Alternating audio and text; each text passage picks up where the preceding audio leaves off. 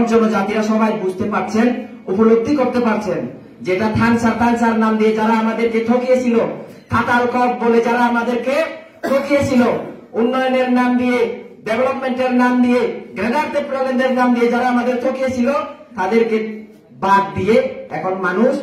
সবকা সাথ সবকা বিকাশ, সবকা বিশ্বাস, সবকা প্রয়াসের যে পার্টি ভারতীয় জনতা পার্টির পতাকা তলে দলে দলে সবাই সামিল হচ্ছেন। এই থাকার জোলার মতো একটা মন্ডল থেকে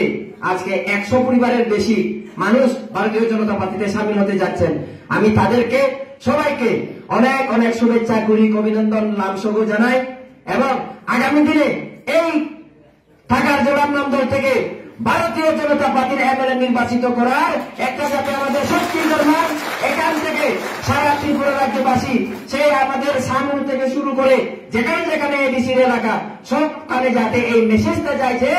এবার কুমুলুং মেন হেডকোয়ার্টার তৃতীয় এডিসির সেখানে থাকার জোলার মন্ডলের মানুষ এখন সচেতন হয়ে এসছেন, উপলব্ধি করতে পারছেন তীব্রামতা করাটা ভুল ছিল, তীব্রামতাকে সাপোর্ট করাটা আমাদের সেন্টিমেন্টের কারণে ভুল হয়েছিল। এখন আমরা সঠিক সিদ্ধান্ত নিতে যাচ্ছি, ভারতীয় জনতা পার্টির এমএলএ এমডিসি আমরা এই এলাকা থেকে আমরা তৈরি করতে যাচ্ছি। আমি আমার বক্তব্য দীর্ঘায়িত করবো না, এখানে পরে আবারও সবাইকে অনেক অনেক ধন্যবাদ।